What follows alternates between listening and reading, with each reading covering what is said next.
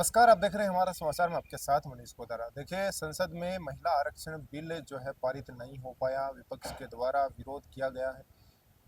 BJP सरकार लगातार जो है कांग्रेस पर और विपक्ष पर आरोप लगा रही है कि उनके कारण जो है महिलाओं को उनका हक नहीं मिल पाया, उनको अधिकार नहीं मिल पाया और आरक्षण बिल जो है पारित कहीं ना कहीं नहीं हो पाया।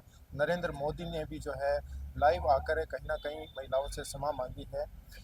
क्या कुछ ये पूरा मामला है? बीजेपी लगातार जो है महिला कांग्रेस पर और कांग्रेस विपक्ष पार्टी पर आरोप लगा रही है। हमारे साथ हैं महिला प्रदेश से कांग्रेस की अध्यक्ष है सारिका जी।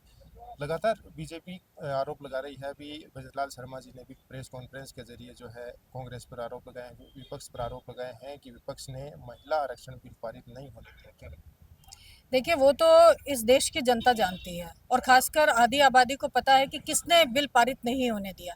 क्योंकि बिल पारित करने के महिला आरक्षण का तो बिल ही नहीं लेकर के आए थे। सबसे पहला बड़ा जो सफेद झूठ इनका है वो तो यही है कि ये महिला आरक्षण बिल तो था ही नहीं। महिला आरक्षण बिल तो 2023 के अंदर सितंबर में, जिसमें इंडिया गठबंधन और कांग्रेस पार्टी ने आगे बढ़ करके समर्थन किया था, वो तो पारित हो चुका है। इसलिए उसके बात है सिर्फ इम्प्लीमेंटेशन की।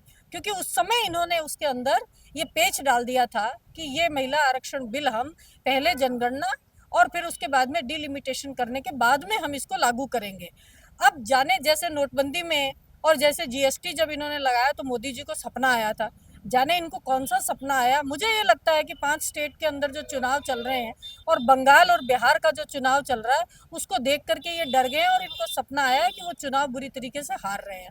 और सुबह उठ करके इन्होंने 3 दिन का स्पेशल जो पार्लियामेंट का सेशन है उसको कॉल कर लिया।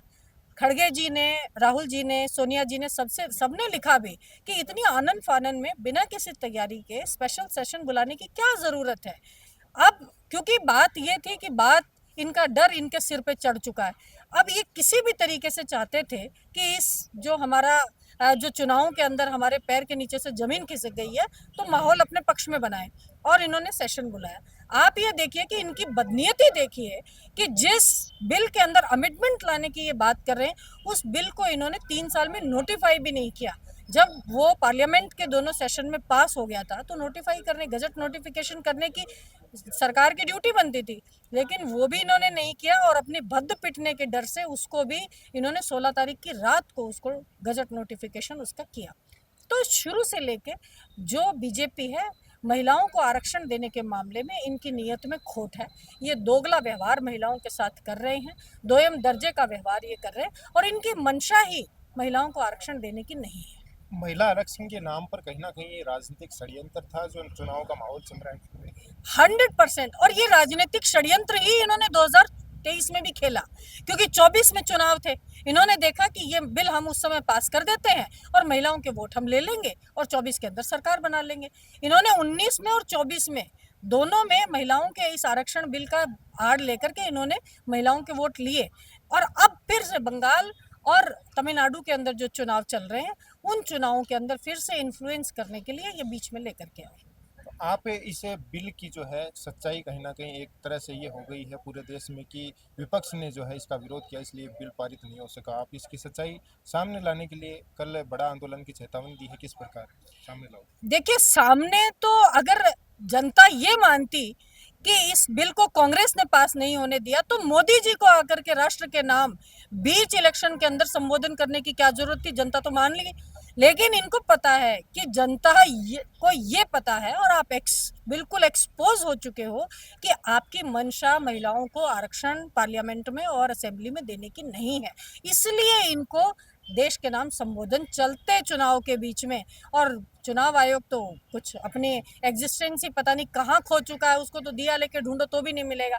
वो ऐसी हरकतें इनको करने दे रहे हैं।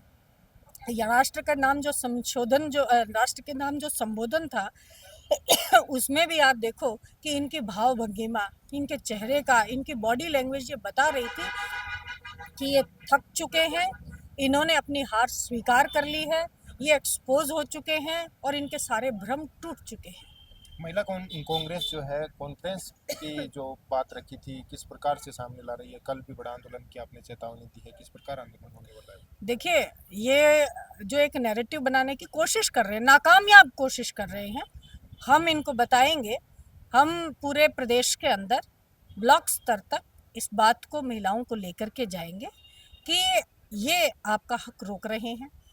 महिलाओं को पंचायती राज में आरक्षण कांग्रेस ने आगे बढ़ चढ़ करके दिया और हम चाहते हैं, कांग्रेस पार्टी यह चाहती है कि असेंबली में और पार्लियामेंट में भी मिले, लेकिन ये रोड़े अटका करके और उस बिल को पास नहीं होने देना चाह रहे हैं। और इनकी महिला नेत्रियां खड़ी होकर के ये कह रही हैं कि कांग्रेस पार्टी ने हमारा हक छीन लिया। तो हम देश को और देश की महिलाओं को ये बताना चाहते हैं कि असल में तुम्हारे हक के ऊपर डाका ये बीजेपी वालों ने ही डाला है। इसलिए हम एक ड्राइव शुरू करेंगे, कल हम प्रदर्शन करेंगे और फिर हम हर जिले तक इस बात को लेकर के जाएंगे। धन्यवाद। तो ये थे सारिका जी। लगातार जो है प्रदेश भर में इस बिल को लेकर चर्चाएं हो रही है, क्योंकि बिल पारित नहीं हो सका कि भ्रम का माहौल जो बन रहा है। कल जो है प्रदेश की राजस्थान में महिला कांग्रेस से तमाम वो प्रदेश की नेत्रियां हैं जो सड़कों पर उतरकर एक बड़ा आंदोलन करने वाली हैं, सच्चाई कहीं ना कहीं सामने लाने की उन्होंने चेतावनी दी है। अब देखने वाली बात होगी कैसा प्रदर्शन होगा। बीजेपी कार्यालय का घेराव करने की भी उन्होंने चेतावनी दी है। फिलहाल आप बने रहिए छोटी बड़ी अपडेट के लिए हमारा समाचार पर। नमस्कार।